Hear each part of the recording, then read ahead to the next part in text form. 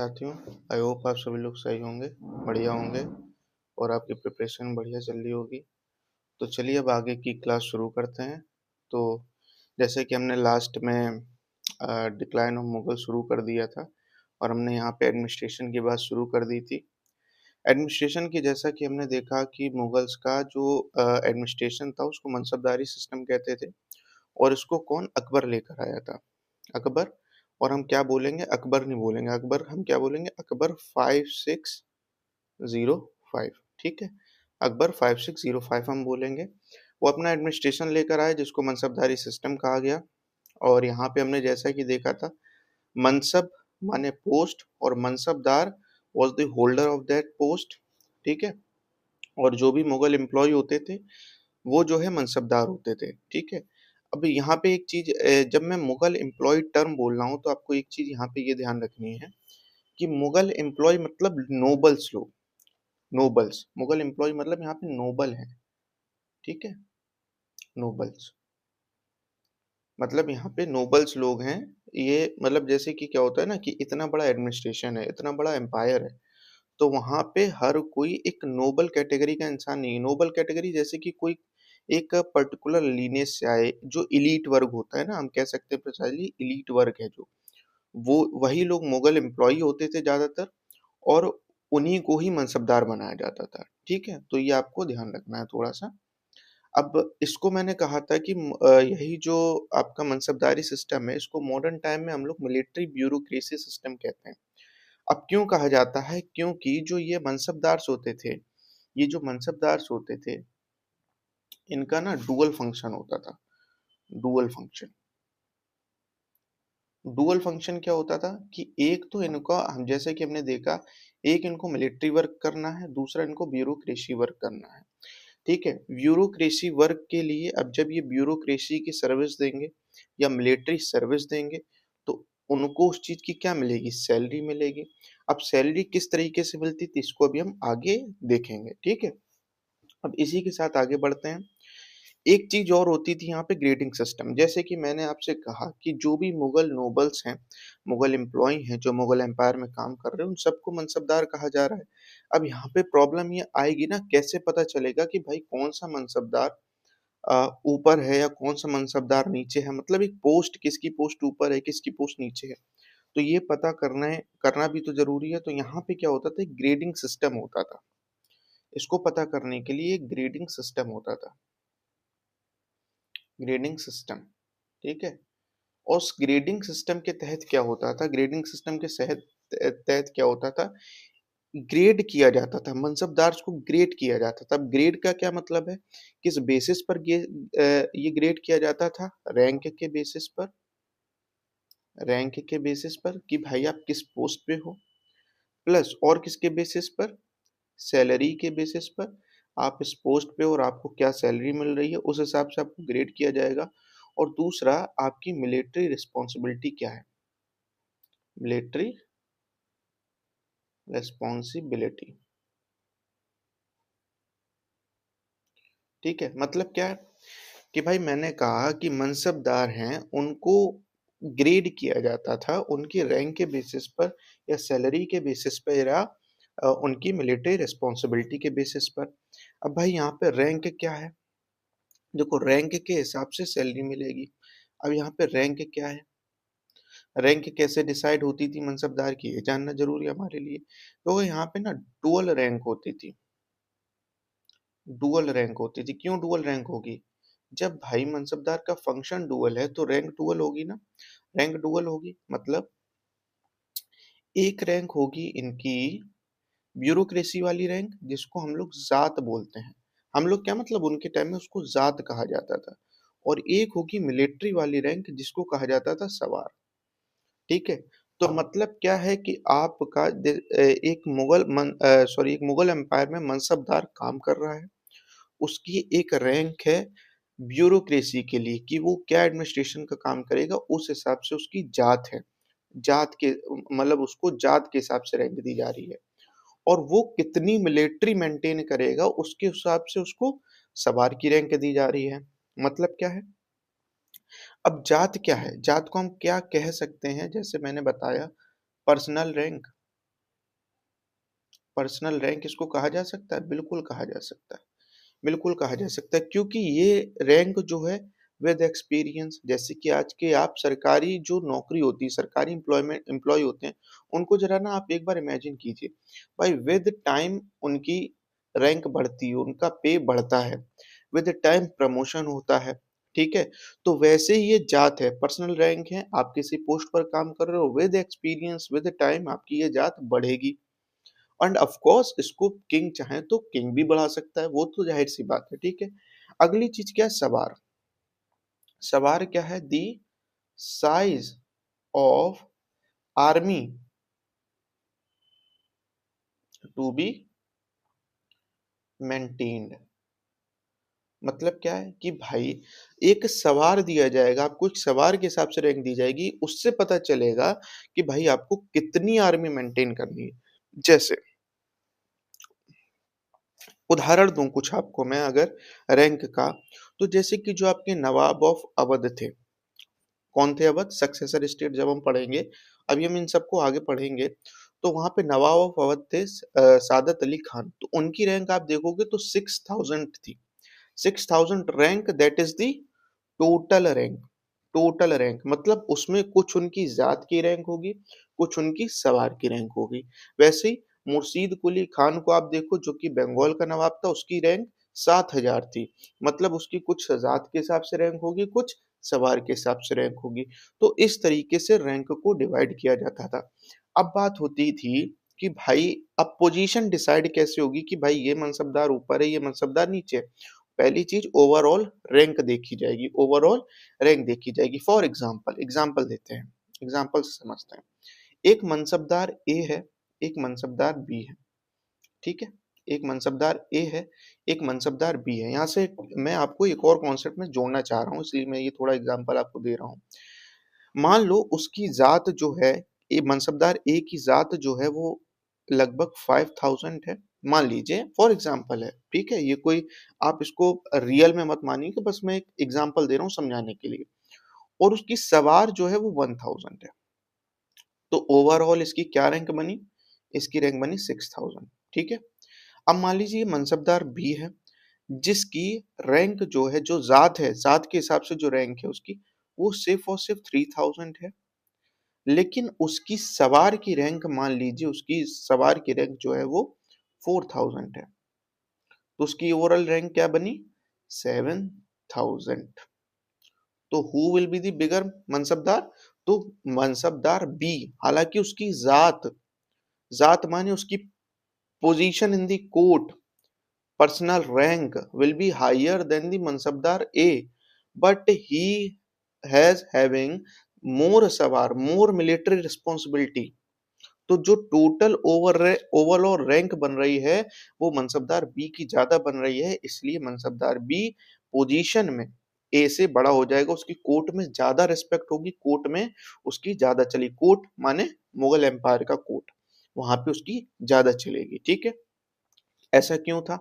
अब समझिए, देखिए ये टाइम क्या है? ये मोनार्की का टाइम है, and you all know that monarchy में military is everything. Military is everything. अगर कोई पूछे कि भाई कि मोनार्क में दो महत्वपूर्ण, सबसे महत्वपूर्ण चीजें क्या होती हैं, मैं कहूंगा सिर्फ दो। एक military and another is LR. LR means land revenue. Land revenue. अब ये लैंड रेवेन्यू टैक्स के फॉर्म में भी वसूला जा सकता था, या फिर जब हम देखेंगे मराठों की बात करेंगे, वहां पे यही चीज जो है चौथ या सरदेश मुखी के रूप में लिया जाएगा। तो land revenue and military is the most important in any monarchy. तो यही यही चीज थी मुगल एम्पायर के लिए, कि सवार जो है मोर इम्पोर्टेंट है। एक कॉन्सेप्ट में जो आपको कह रहा था कि समझाना चाह रहा हूँ, वो क्या है? अगर मैं बोलूं जात is directly proportional to position in the court, and sawar is directly proportional to trust of the king। क्या ये गलत होगा कहना? क्या ये कहना गलत होगा? नहीं जी, ये बिल्कुल सही है। क्यों सही है? क्योंकि जो एम्परर है वो मिलिट्री रिस्पॉन्सिबिलिटी उसी को ज्यादा देगा जिस पर उसको ट्रस्ट है, जो जिस पर उसको ट्रस्ट है कि ये मुझे धोखा नहीं देगा। मतलब यहां से मुझे एक चीज और पता चल रही है कि किंग किंग और मनसबदार के बीच में पर्सनल रिलेशन है। पर्सनल रिलेशन मतलब समझते हैं? पर्सनल रिलेशन मतलब क्या हो गया? जैसे कि पर्सनल रिलेशन मतलब क्या हो गया? जैसे कि ये वो रिलेशन नहीं है, ठीक है? पर्सनल रिलेशन ये अलग है। जैसे कि किंग डायरेक्टली मनसबदार को जानता है, वो डायरेक्टली मनसबदार को सवार दे रहा है कि आपको इतनी मिलिट्री मेंटेन करनी है, ठीक है? वो लेटर अलॉट नहीं करवा रहे, किंग डायरेक्टली कर रहा है, क्योंकि वहां पे मतलब क्या है? पर्सनल रिलेशन मतलब पर्सनल लॉयलिटी। पर्सनल रिलेशन मतलब पर्सनल लॉयलिटी। और इसी का अपोजिट होता है, इसी का अपोजिट होता है, इसी का अगर हम अपोजिट देखें तो होता है इम्पर्सनल लॉयल्टी।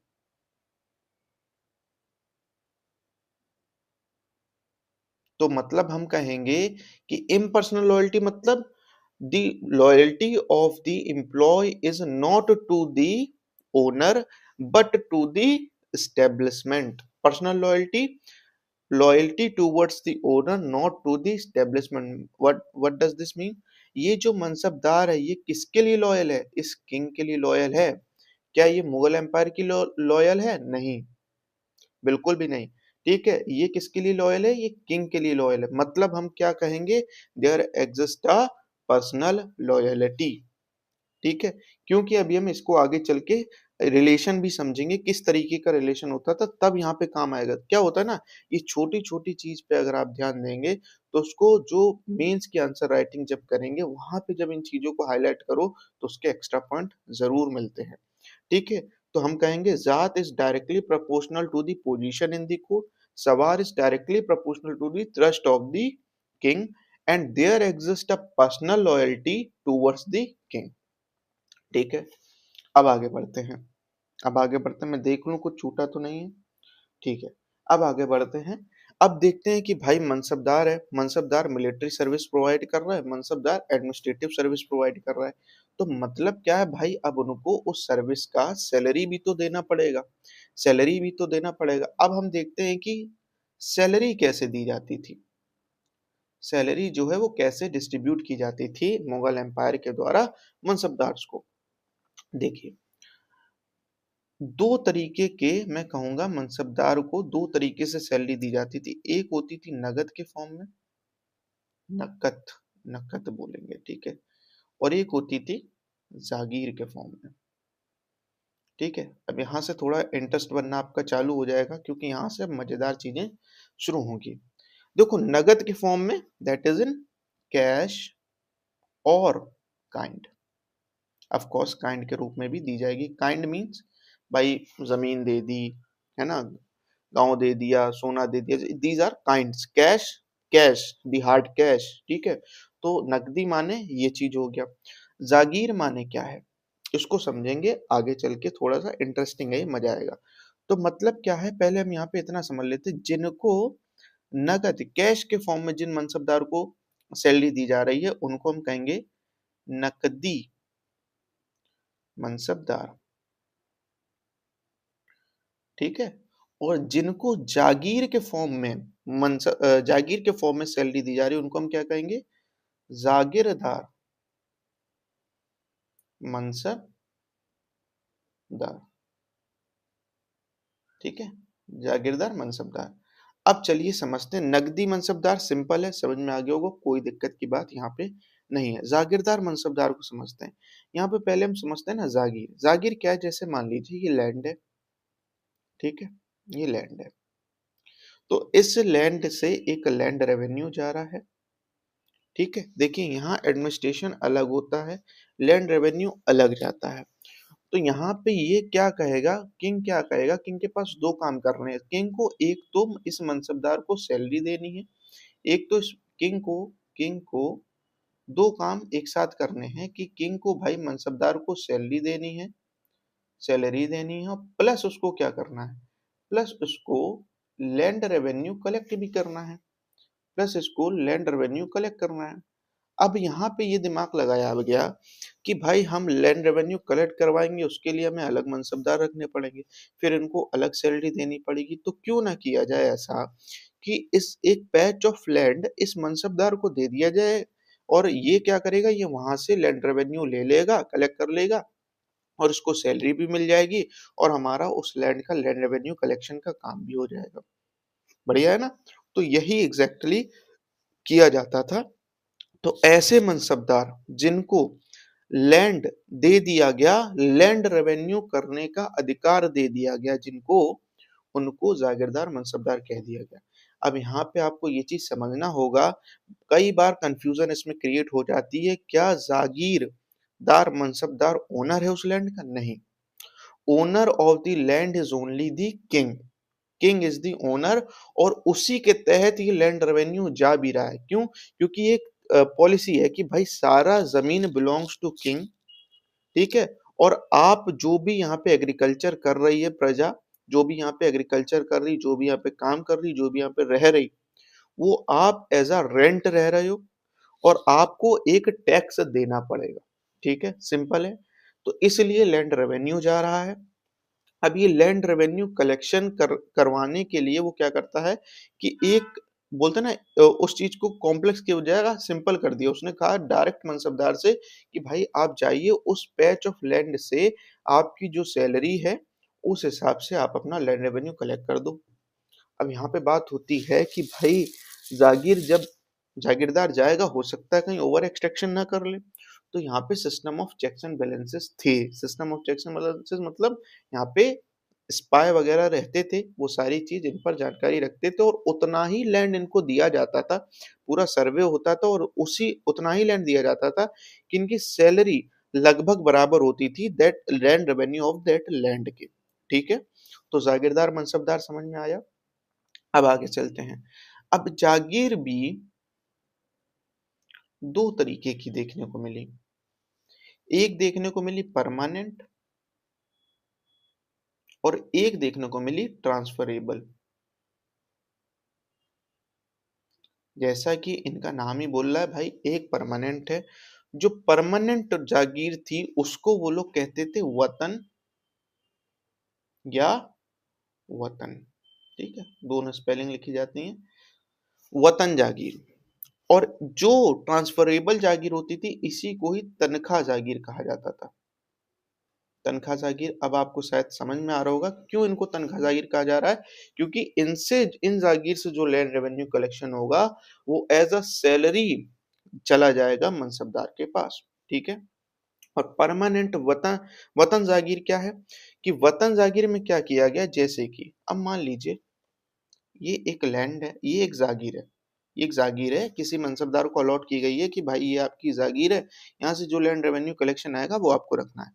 अब मान लीजिए ये जो मनसबदारी ये बहुत ज्यादा फेवरेट है, किसका? किंग का, और बहुत ज्यादा पावरफुल है। ठीक है, क्योंकि इसका इन्फ्लुएंस है कोर्ट में। तो एम्परर जो होगा या किंग जो होगा वो हमेशा इसका सपोर्ट चाहेगा। ठीक है, इसका हमेशा सपोर्ट चाहेगा। अब मैं ये क्यों सपोर्ट की बात क्यों कर रहा हूँ भाई, किंग तो किंग है, किंग को क्यों सपोर्ट चाहिए, आगे चल के और डीपली इसमें बात करेंगे क्यों सपोर्ट चाहिए। लेकिन बस आप इतना समझिए कि किंग को मनसबदार का सपोर्ट चाहिए, और वो मनसबदार काफी पावरफुल है, काफी हाई रैंक का आदमी है, और काफी जो है ना उसकी जमीन पे काफी पकड़ है। तो वो क्या करेगा, इसको सपोर्ट लेने के लिए इसकी क्या कर देगा, कह देगा कि भाई इतनी लैंड आपकी जो है, मतलब कुछ भी हो सकता है, मैं आपको एक एग्जांपल बता रहा हूँ, ये आपकी वतन जागीर है। वतन जागीर मतलब ये आपकी जागीर परमानेंट हो गई। मतलब इस लैंड से जो भी लैंड रेवेन्यू आ रहा है, even the king cannot take that right from you, this is your वतन right। अब ये आपका वतन राइट है और हेरिडेटरी कर दिया गया है कि आप कलेक्ट करेंगे, फिर आपके आगे जो भी आपके बच्चे होंगे वो कलेक्ट करेंगे, ये हेरिडेटरी है। प्लस इसका अधिकार अब किंग भी आपसे नहीं ले सकता, ये आपके लिए परमानेंट कर दी गई। तो मतलब यहाँ से डिवीजन चालू होगा ना, कुछ जागीरदार मनसबदार कौन से होंगे, वतन जागीरदार मनसबदार, और कुछ जो है वो क्या होंगे, तनख्वाह जागीरदार मनसबदार। अब मुझे बताइए, सिंपल सा क्वेश्चन, एक है नकदी मनसबदार, नकदी मनसबदार, और एक है तनख्वाह जागीरदार मनसबदार, और एक है वतन जागीरदार मनसबदार। अब आप बताइए इसमें से सबसे ज्यादा पावरफुल कौन होगा? जाहिर सी बात है, वतन जागीरदार मनसबदार जो है वो क्या होगा, ज्यादा पावरफुल होगा। सबसे ज्यादा पावरफुल कौन होगा? वतन जागीरदार मनसबदार, उससे कम तनख्वाह जागीरदार मनसबदार, सबसे कम लेस फेवरेट है ये, किसका लेस फेवरेट है ये, किंग का नगदी मनसबदार। अब ऐसा क्यों है मुझे बताइए, नगदी मनसबदार क्यों कम जो है वो इम्पोर्टेंट है? ऐसा नहीं कहेंगे कम इम्पोर्टेंट, बट उसका पावर कम है, किंग उसको कम पसंद करता है, इसीलिए उसको नकदी मनसबदार। ऐसा क्यों है? देखो, नगद में क्या है कि आपको जो सैलरी मिली आपने वो कैश लिया, बात खत्म, आपका प्रजा से कोई कनेक्शन नहीं है। बट जागीरदार मनसबदार होगा, उसके पास जागीर है, वो लैंड में अपने आदमियों को रखेगा लैंड रेवेन्यू कलेक्शन के लिए, तो वहां की प्रजा किसको अपना मालिक मानेगी? जागीरदार को। तो that is the plus point. क्या प्लस पॉइंट है जागीर के पास? कि आपको सैलरी मिल रही है, वहां का कंट्रोल भी इनडायरेक्टली आपको मिल जाता है। ठीक है। अब बात ये आती है, एक कंफ्यूजन और क्रिएट होती है कि भाई कोई मनसबदार है, आपको ये चीज समझना है कि मनसबदार अपनी सर्विस कर रहा है और उस सर्विस के बदले उसको जागीर से सैलरी मिल रही है। तो जागीर उसकी हो सकता है कहीं हो और मनसब उसका कहीं और हो, मतलब मनसब उसको पोस्टिंग उसको कहीं और मिली हो जहाँ उसको काम करना है, और उस पोस्टिंग में काम करने के लिए उसको जो सैलरी मिल रही है उसकी जागीर कहीं अलग हो। तो ये हो सकता है, पॉसिबल है, ठीक है, कोई इसमें वो नहीं है। चलिए अब आगे बढ़ते हैं, हो सकता है शायद मैंने आपकी कोई भी कंफ्यूजन वो सारी अलग कर दी हो, कुछ हो तो बाकी आप पूछ सकते हैं, ठीक है। अब बात आती है कि भाई, अभी आगे बढ़ते हैं। हाँ, बात आती है कि भाई मनसबदार बनते कैसे थे, मनसबदार बनते कैसे थे? टू बिकम मनसबदार, मनसबदार ये बनते कैसे थे, चलो ये देख लेते हैं। सबसे पहले आपको समझना है कि भाई यहाँ पे कोई एग्जाम नहीं हो रहा, कोई एग्जाम नहीं हो रहा है यहाँ पे, ठीक है, यहाँ पे कोई एग्जाम नहीं हो रहा है, कोई यूपीएससी नहीं हो रहा है। और आपको ये ध्यान रखना है कि यहाँ पे ना किंग जिसको चाहेगा उसको मनसबदार बनाएगा। और किंग किस चीज को क्राइटेरिया रखता था मनसबदार बनाने के लिए, कि भाई आपका किस खानदान से आप बिलोंग करते हो, आपकी लिनेज क्या है, आपके पुरखे जो हैं वो किस कैटेगरी के रहे हैं, ठीक है। तो वही बोलते हैं ना, नोबल एलीट लोग को ही वो लोग मनसबदार बनाते थे, लीनिएज वो देखते थे बेसिकली, ठीक है। चलिए अब आगे बढ़ते हैं।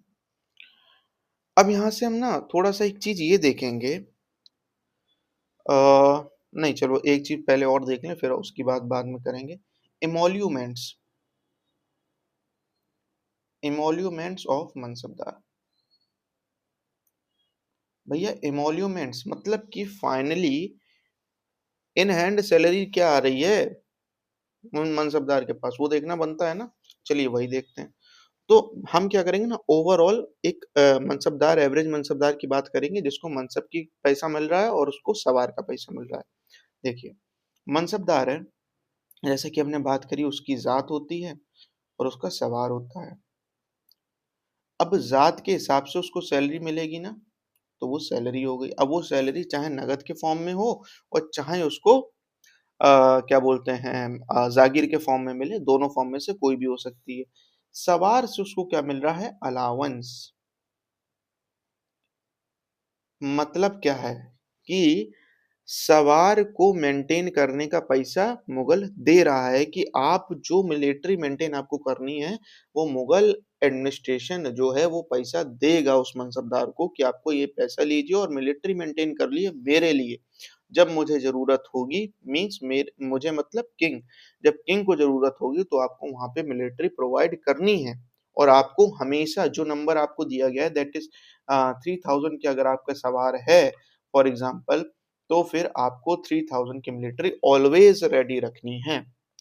कभी भी आप जरूरत पड़ेगी तो आपसे 3000 मिलिट्री की डिमांड की जाएगी तुरंत ही।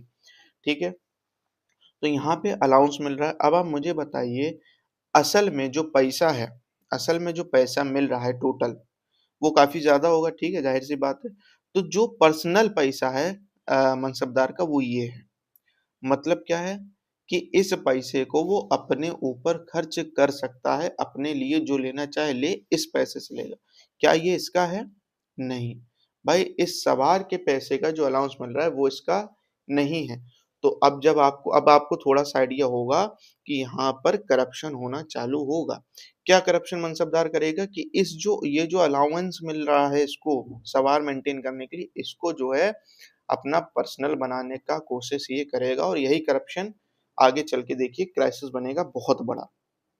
ठीक है, तो ये एक चीज मैंने बता दी। अब यहाँ से एक चीज और मैं बताना चाहूंगा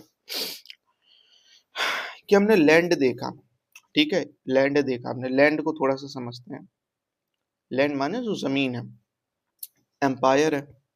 एम्पायर में हमने देखा है कि एक जागीर बन रही है, मान लो तनख्वाह जागीर है, एक परमानेंट जागीर या वतन जागीर है।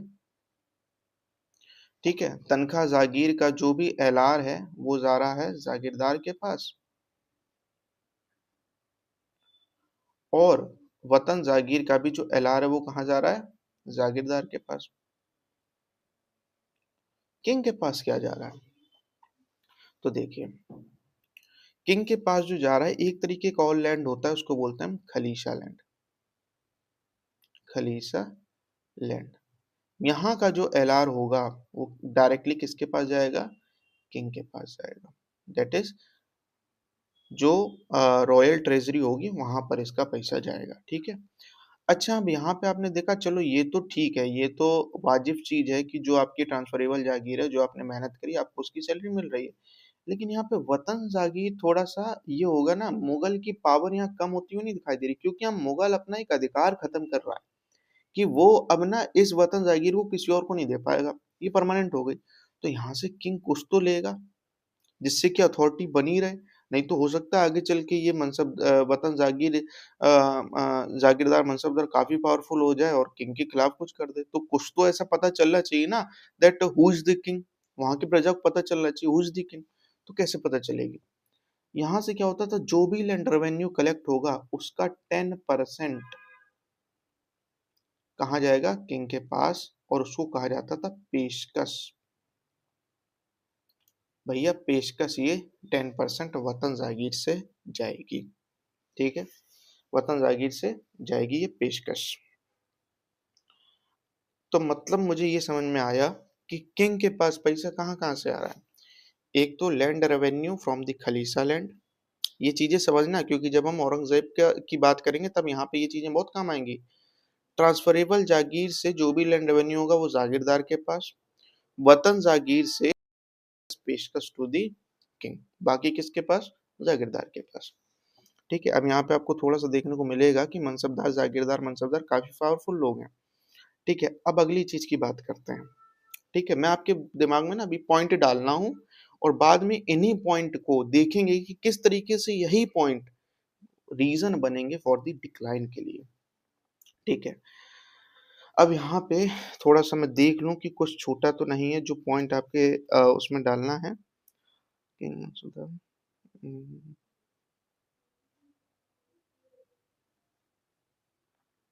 अब थोड़ा सा यहाँ पे एक चीज और समझेंगे। एम्परर एम्परर एंड मनसबदार के बीच के रिलेशन को थोड़ा समझते हैं। देखो, इस रिलेशन को ना मॉडर्न टाइम में क्लाइंट पैटर्न रिलेशनशिप का कहा गया है। क्लाइंट पैटर्न रिलेशन मतलब क्या है? और यहाँ पे क्लाइंट कौन है? क्लाइंट यहाँ पे है मनसबदार और यहाँ पे पैटर्न कौन है? किंग। तो किंग कुछ दे रहा है मनसबदार को और मनसबदार कुछ दे रहा है किंग को। किंग क्या दे रहा है? किंग दे रहा है मनसब और जागीर। मनसबदार क्या दे रहा है? मनसबदार पहली चीज लॉयलिटी दे रहा है। क्यों लॉयल्टी टर्म का मैं बार बार यूज कर रहा हूँ? क्योंकि आर्मी किसके पास है? आर्मी मनसबदार के पास है। अगर ये डिसलॉयल हुआ तो भाई जरूरत के टाइम पे इसको किंग को आर्मी नहीं मिलेगी, मिलिट्री नहीं मिलेगी, और बिना मिलिट्री के किंग कुछ भी नहीं। ठीक है। और अगली चीज क्या दे रहा है? जैसे कि अभी हमने बात करी आर्मी। तो किंग क्या मनसबदार क्या दे रहा है? Loyalty and army. किंग क्या दे रहा है? Mansab and jagir. This is the relationship between emperor and the mansabdar. चलिए अब समझते हैं कि किस तरीके से डिक्लाइन आना शुरू होता है। अब थोड़ा सा आपको समझ में आ रहा होगा। ठीक है। अभी नहीं, अभी थोड़ी चीजें और बची हैं, काफी चीजें बची हैं। एक थोड़ी सी झलक देता हूँ डिक्लाइन की। जब मैंने यहाँ पे बात की इमोल्यूमेंट ऑफ मनसबदार की, यहाँ पे मैंने थोड़ी सी झलक दी थी कि यहाँ पे करप्शन करेगा। एग्जाम्पल लो आपको, करप्शन। करप्शन कौन कर रहा है? ये मनसबदार कर रहे हैं। मनसबदार जो है वो करप्शन कर रहे हैं। कैसे करप्शन कर रहे हैं? कि वो क्या करेंगे कि मान लो उनकी सैलरी, एग्जाम्पल के लिए सैलरी जो है वो उनकी 1 लाख है। ठीक है। और मान लीजिए उनका जो सवार के हिसाब से जो उनको अलाउंस मिल रहा है वो मान लीजिए 5 लाख के करीब मिल रहा है। ठीक है। और एक्चुअली में ये लोग करते क्या थे? आप करप्शन देखिएगा एक बार। ये लोग करते क्या थे? इसका जस्ट अपोजिट कर देते थे। इसका जस्ट अपोजिट 5 लाख पर्सनल के लिए रख लेते थे और मिलिट्री मेंटेन करने पर सिर्फ और सिर्फ 1 लाख का इस्तेमाल कर रहे हैं। तो ये इस तरीके से करप्शन करते थे। Of course once again this is an example. ठीक है। ये एग्जांपल है, करप्शन को समझने का एक तरीका है कि किस तरीके से करप्शन करते थे। और दूसरी तरीके से क्या करप्शन कर सकते हैं? जैसे कि सवार जो है, मान लो किंग ने सवार कहा है कि भाई आपको 5000 मेंटेन करके रखना है, और ये कर क्या रहे हैं? ये ओनली 2000 मेंटेन कर रहे हैं। क्यों मेंटेन कर रहे हैं? क्योंकि जो पूरा अलाउंस का पैसा ये खर्च ही नहीं कर रहे हैं। ये पूरा अलाउंस का पैसा खर्च नहीं कर रहे हैं, तो ये 2000 ही मेंटेन कर रहे हैं, 3000 मेंटेन नहीं कर रहे हैं। तो आप समझ रहे? तो दिस इज द करप्शन। तो ये क्या कर रहे हैं? बेसिकली अलाउंस का पैसा लेना चाह रहे हैं। और अगली चीज और क्या करप्शन हो सकता है? और करप्शन यहाँ दिख रहा है हमको जागीर में। जागीर में जो लैंड रेवेन्यू कलेक्ट हो रहा है, हालांकि system of checks and balances होते हैं। देखो system of checks and balances का मतलब ये नहीं कि वहाँ करप्शन नहीं होगा। भाई system of checks of balances तो आज भी होते हैं ना, लेकिन क्या करप्शन नहीं होता? होता है करप्शन। ठीक है। तो वैसे यहाँ भी था। तो जो लैंड रेवेन्यू है उसको ओवर एक्सट्रैक्शन ये लोग करते थे। ओवर एक्सट्रैक्शन ये लोग करते थे। ठीक है। मतलब कि मान लो इस लैंड रेवेन्यू से जो कलेक्शन होना है वो 2 लाख रुपीज का होना है, लेकिन ये लोग मान लो करेक्शन कर रहे हैं 3 लाख का। तो this is also a corruption. ठीक है। तो ये आपको मनसबदार के करप्शन दिखाई दे रहे हैं। ठीक है। तो जाहिर सी बात है जब ये करप्शन होगा तो मिलिट्री, मान लो यहाँ पे एक युद्ध छिड़ गया है मुगल्स का, मान लो मराठे से। ठीक है। उनको तुरंत अर्जेंट में 3000 मिलिट्री की जरूरत है। इस मनसबदार के पास था कि भाई आपको 5000 मेंटेन करने हैं, लेकिन यहाँ पे इसने 2000 मेंटेन नहीं किया, तो ये मिलिट्री जो भेजेगा वो 2000 की जा रही है ना। तो वहां पे किंग हारेगा। तो ये सब चीजें आगे कारण बनेंगी कि मुगल एम्पायर के डिक्लाइन की। ठीक है। अगली चीज यहाँ पे जो जरूरी है वो है, यहाँ पे एक कैरेक्टर और बचा है। कैरेक्टर कौन है? जमींदार। ठीक है। अब हमने देखो मनसबदार एक किंग कैरेक्टर को समझा है, हमने हमने मनसबदार के कैरेक्टर को समझा है, और हमने जागीरदार के कैरेक्टर को समझा है। ठीक है। अच्छा एक चीज और, मैंने जागीरदार मनसबदार अलग अलग लिखा है, तो कोई कंफ्यूजन तो नहीं है ना? देखो कोई person, he may be only mansabdar, he may be only jagirdar, और ही मे बी जागीरदार मनसबदार। लेकिन ज्यादातर ये देखा गया कि 99% ऑफ द केसेस में जागीरदार वही होता था जो कि मनसबदार था। ठीक है, अकेला क्यों ही जागीरदार बनाएगा, सोच के देखिए ना आप, किंग क्यों ही बनाएगा, उसका नुकसान है वहां पे अकेला बनाने में, कि वो उससे वो कोई वर्क नहीं ले रहा है और सिर्फ जागीरदार बना दिया कि आप जाओ रेवेन्यू कलेक्शन करो। तो जाहिर सी बात है वो उसी को बनाएगा, या तो वो उसका बहुत ज्यादा फेवरेट है, बहुत ज्यादा मतलब या तो पावरफुल है, ऐसे ही कुछ होगा। लेकिन ऐसा रेयर केस है, ऐसा नहीं होता था, ज्यादातर जो जागीरदार होते थे वो मनसबदार भी होते थे। अब जमींदार के कैरेक्टर को थोड़ा सा समझने की कोशिश करेंगे। ठीक है, जमींदार क्या है? देखो मुगल्स लोग क्या कहते थे ना, कि जो भी इंटरमीडियरी है वो जमींदार है। मतलब देखो, एक होता है कि आपकी एक टोटल एम्पायर एक अलग चल रहा है, लेकिन लोकल्स का जो कानून होता है वो एक अलग चल रहा है। तो जमींदार ना ये लोकल कानून के पार्ट होते थे। मतलब कि इनके पास जैसे जैसे वतन जागीर हमने पढ़ा ना, कि वतन जागीर परमानेंट जागीर, इनके पास वतन राइट था किसका, कि भाई लैंड रेवेन्यू कलेक्शन का काम यही करेंगे। कौन? जमींदार। मतलब क्या है कि खलीसा लैंड है, वहां पे लैंड रेवेन्यू कलेक्शन हो रहा है, कलेक्शन कन कौन रहा है ऑन दी ग्राउंड पर? जमींदार। जागीरदार मनसबदार है, जागीर का लैंड रेवेन्यू कलेक्शन का अधिकार उस जागीरदार मनसबदार को मिला है, लेकिन कलेक्शन कन कर कौन रहा है ऑन दी ग्राउंड? जमींदार। ठीक है, तो दिस इज द जमींदार who actually collects the land revenue. और ये भी आपको ध्यान रखना है, ये भी हो सकता है किसान है, हो सकता है क्या ये किसान है, इसके पास अपनी भी जमीन है, ये अपनी भी जमीन से लैंड रेवेन्यू पे कर रहा है, लेकिन ये करेगा क्या, ये लैंड रेवेन्यू कलेक्शन का जब काम करेगा, एक तो इसका वतन राइट है, मतलब इसका राइट इससे कोई नहीं छीन सकता, किंग भी नहीं छीन सकता, people will not accept them that thing also. तो जमींदार करते क्या थे कि या तो ये कहते थे कि भाई हम लैंड रेवेन्यू कलेक्शन कर रहे हैं, मतलब हम आपको एक सर्विस प्रोवाइड कर रहे हैं, तो उस सर्विस के बदले आप दो काम कर सकते हैं, या तो मुझे कुछ परसेंटेज दो, कुछ कमीशन दो उस कलेक्शन से, या तो मेरी जमीन पर जो टैक्स है उसको खत्म कर दो। और यही होता था। अब जमींदार की जो पर्सनल लैंड होती थी उनको मिल्कियत कहा जाता था। उनको क्या कहा जाता था? मिल्कियत। जो जमींदार की पर्सनल लैंड है, इससे लैंड रेवेन्यू जा रहा है, इससे लैंड रेवेन्यू जा रहा है। ठीक है, मिल्कियत से, मिल्कियत क्या है? जमींदार की पर्सनल लैंड, उससे लैंड रेवेन्यू जा रहा है। अब मान लीजिए जमींदार ने कहा कि भाई देखो ऐसा है कि अगर मैं कमीशन ले रहा हूं तो मैं लैंड रेवेन्यू दूंगा, अगर मैं कमीशन नहीं ले रहा हूं एलआर से, लैंड रेवेन्यू कलेक्शन से, तो फिर मेरा जो है जमीन से लैंड रेवेन्यू माफ होगा। तो इनकी वो जमीन, मिल्कियत की वो जमीन जिसका लैंड रेवेन्यू नहीं जा रहा है, क्यों नहीं जा रहा है? क्योंकि ये लैंड रेवेन्यू कलेक्शन की सर्विस प्रोवाइड कर रहा है। कौन? जमींदार। उन जमीन को कहा जाता था ननकार लैंड। क्या कहा जाता था? ननकार लैंड। तो क्या मिल्कियत और ननकार लैंड समझ में आया? मिल्कियत पर्सनल जमीन है जमींदार की, जिससे लैंड रेवेन्यू जा रहा है टू दी किंग या जागीर, जिसको भी जा रहा है। अगर खलीसा लैंड है तो उसका लैंड रेवेन्यू कहाँ जाएगा? किंग के पास। अगर वो जागीर है तो उसका लैंड रेवेन्यू कहाँ जाएगा? जागीरदार मनसबदार के पास। और ननकार लैंड वो है जो टैक्स फ्री लैंड हो गया है जमींदार का, या टैक्स फ्री मिल्कियत को हम कहेंगे ननकार लैंड। ठीक है। अब जमींदार क्या होता था? दो तरीके का होता था।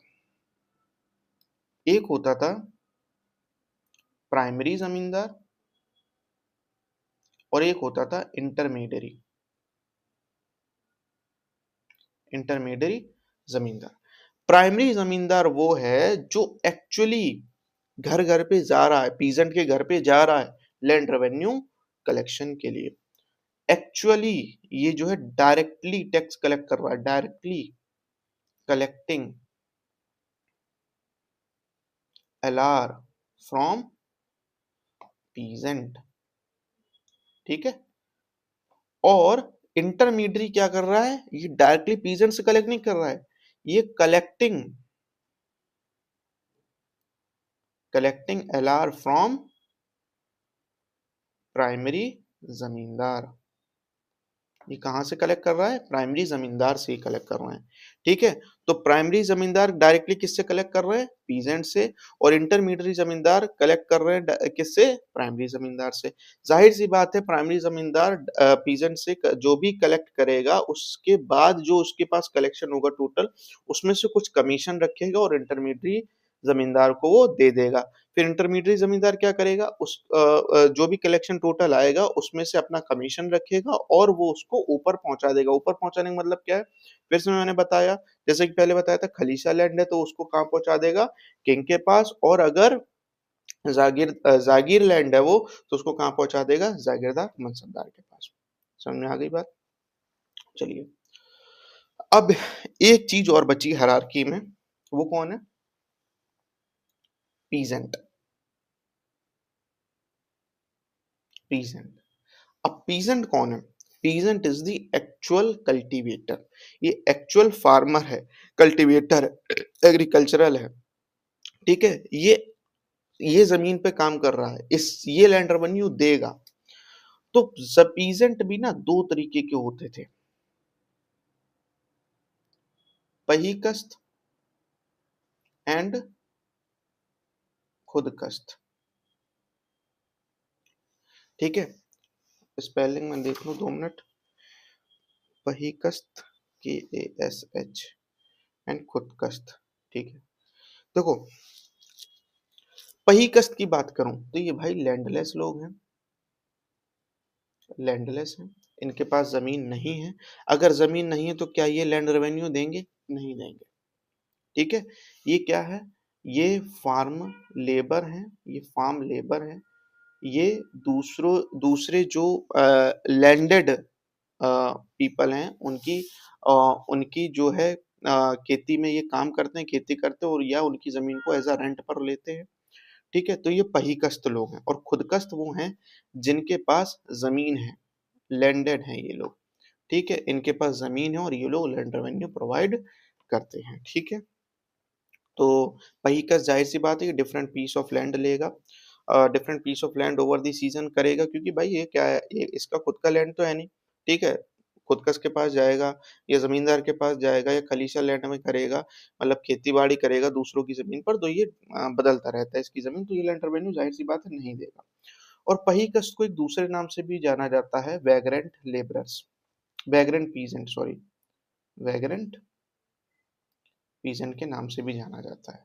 अब यहाँ पे मेरे को जो अब देखिए आज का हम इतना ही करते, काफी लंबी हो गई क्लास थोड़ी सी, तो यहाँ पे जो चीजें मुझे अभी बतानी है, एक तो है जब्त जो मैं बताऊंगा, एक तो है अफ अबवाब्स,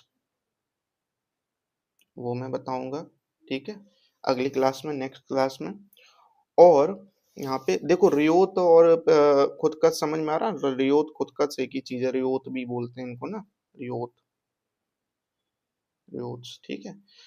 ये जब्त और अबवाब्स और एक और पट्टा, पट्टा सिस्टम, ये और चीज बताएंगे। उसके बाद हम जो है क्या कहाँ पहुंचेंगे? सीधे लैंड रेवेन्यू सिस्टम पे, LR सिस्टम पे। LR सिस्टम लेकिन मुझे नहीं लगता मुझे बहुत ज्यादा बताना पड़ेगा, क्योंकि काफी मैंने उसके बारे में पहले से ही आपको झलक दे दी। कल मैं जब LR बताऊंगा तो देखना आपको काफी आसान लगेगा, ठीक है? तो और इसके साथ हम आगे बढ़ेंगे। तो देखिए थोड़ा सा बड़ा टॉपिक है, मेरी कोशिश थी कि मैं आज खत्म करूं, लेकिन थोड़ा सा बड़ा टॉपिक है तो अभी इसमें एक क्लास और लगेगी डिक्लाइन ऑफ मुगल्स में, ठीक है?